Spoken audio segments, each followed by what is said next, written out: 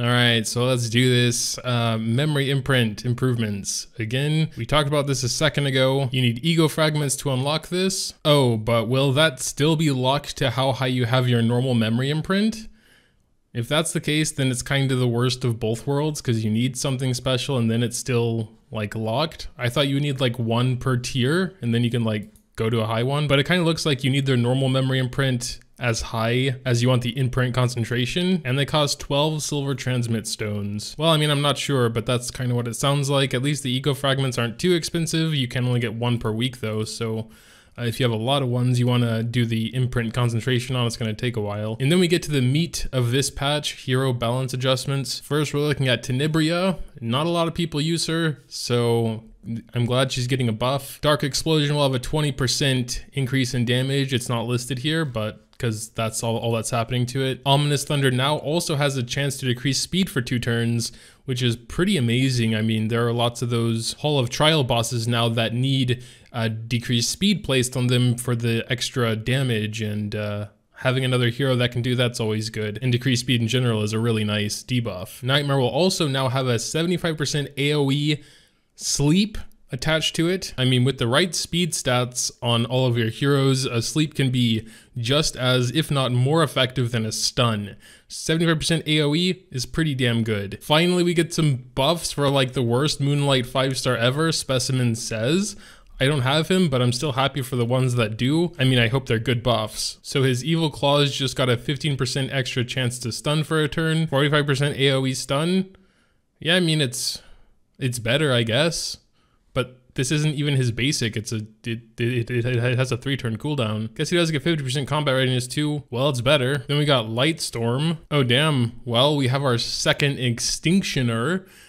Maybe Specimen says we'll be a better executioner than Lilibet. And it looks like now he'll penetrate defense regardless by 30, and if they're stunned, it'll be 100.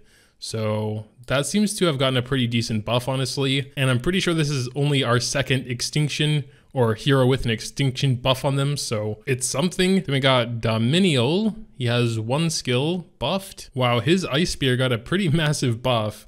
Goes from maximum 50 to maximum 90% AoE stun. The chance to decrease combat readiness stays the same, but that stun chance went up a lot. Rin got a pretty small buff, but I don't think she needs more as she is already solid. I mean, this is her basic skill where she's getting 15% more combat readiness now. Oh wait, we also got Showtime. That's a little confusing. It says barrier strength here and not down here. So I guess they're not gonna assume there's gonna be a barrier, or it's going to be the same regardless of her health. Oh, they're also taking the chance to get a barrier out of the equation as well, as you can see down here. She does have a chance to give greater attack though instead of normal increased attack. No increased speed anymore, but yeah, kind of more like a side grade. Assassin Sid, another pretty bad Moonlight 4-star. Oh, nice. Goes from poison to decreased defense. I definitely much rather take that. Poison's very, very situational. What? So Assassin Sid removes 20 souls from the opponent? Oh, we have this like real-time PvP stuff coming. I'm wondering if souls are going to play a part there. They probably will. And holy god, that's going to be meta, I can imagine. If you can just take their souls? What the hell? That's pretty crazy, but yeah, he'll also increase evasion chance of himself in addition to everything he was doing before. But yeah, that's completely useless outside of like, I guess this, well, I mean, I guess on defense as well, he can, that's so weird. That's such a weird thing. I never thought I would see that on a character. It would be pretty scary to go up against an Assassin Sid, you know, because a lot of people's kits revolve around having souls and soul burning things. I know mine do. It's also unaffected by hit or effect resistance. Unfortunately, I mean, maybe this real-time PvP that's eventually coming will have souls in place, but besides that, he's only going to really be useful on defense in regards to that. Champion Urato, much needed buff, hopefully. Ooh, his basic will now attack 2 enemies instead of 1, transferring up to 2 debuffs from himself to the enemy, and recovering his health. Wow, that's a massive buff. Not only is it hitting 2 now, and it's transferring 2 debuffs, but he'll also heal himself. That's a huge buff.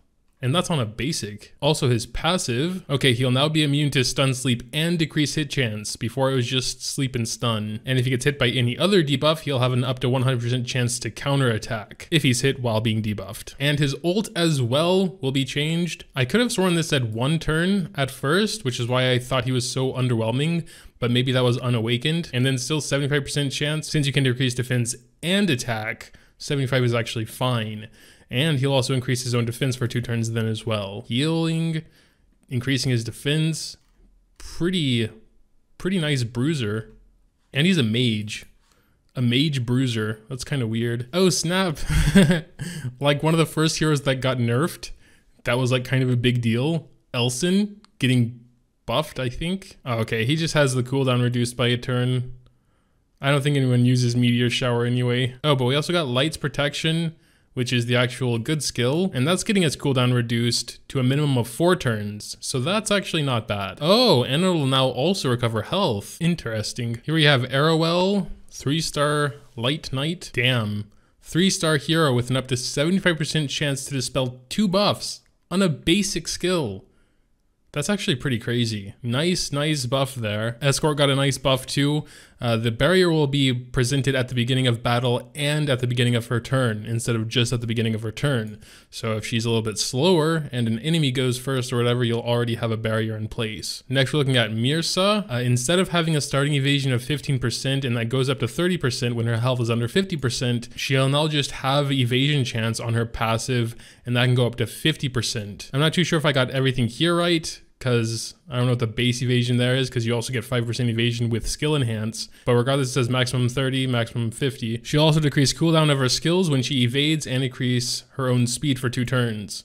50% evasion is pretty crazy though. My voice is dying. I've been talking too much in the last couple of hours. Oh snap, we're getting to Corvis. I'm gonna assume he's getting a nerf because people were doing some pretty crazy things with him. Previously, there was no additional effect when Corvis is enraged. However, after this Balance Judgment, Corvis will get 30% increased defense and 30% increased effect resistance once he's enraged. That sounds like a buff, but it looks like he gets some skill changes as well, and it can't be dispelled. Okay, so his Shield Slam just got better things added to it. So when he's enraged, damage dealt is further increased, and the enemy is stunned for a turn. I kind of forgot what it takes to get enraged. I guess that's this fighting spirit stuff. Macerate as well. Okay, and here, when he is enraged, it'll double the amount of combat readiness decrease. So up to 60% when he does that while enraged. And he'll get 30 fighting spirit instead of 10. Okay, so where's the nerf? All right, sorry for not understanding Corvis better. It seems like before all this stuff was already doing all that stuff, it just wasn't added into the description. So when he's enraged, doubles the amount of... That seems to be the same as before, but it seems like the nerf actually comes from him not gaining fighting spirit when attacking, but only when attacked. He will start with 50 now and get 30 from Macerate, so he'll get enraged pretty quickly the first time, but it seems like it might take him a little bit longer to get enraged after that. Then again, when he's like the only one there and he's enraged for 3 turns, that seems like enough time to get hit 10 times. Could he actually survive getting hit 10 times? Because he doesn't increase his defense anymore, I guess, except for the 30% increased defense and effect resistance. It's all kind of confusing because I never really understood Corvis in the first place, but I guess while he's enraged, he'll at least have that 30% defense and effect resistance that can't be removed, which is good.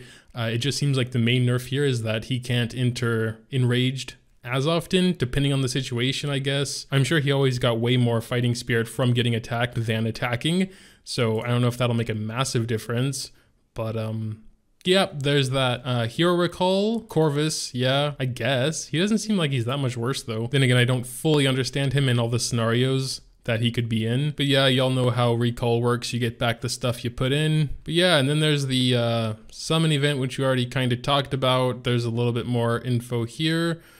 The Drago plate. But yeah, for newer players, this is an excellent opportunity to grab Luna. She is very, very nice. I don't think I'll be summoning for her because, well, I have her already. I guess I could get some duplicates for her memory imprint if I really wanted, but I'd rather save for a new exclusive hero. So yeah, at least for me, it's a little bit disappointing, but I'm happy for the newer players that have a chance to pick up Luna now. I just wish they'd run like 2, because it's been a while, you know, since we've had a new hero, especially a new exclusive hero. But yeah, you know, can't complain. It's been fine. But that'll pretty much do it. Jesus, that was a lot of stuff, and I can barely speak anymore. But looking forward to the patch dropping tomorrow. Checking out the pets, that's probably the main thing I'm excited for. The hero balance doesn't affect me too much, personally, because, well, I mean, I have a lot of those units, but I haven't raised them or really consider using them right now. Maybe Sid, you know, because I just like Sid. Make sure to tell me what you think, though, in the comments down below. Leaving a like if you do enjoy is always greatly appreciated as well. Thanks, as always, for watching, and until next time.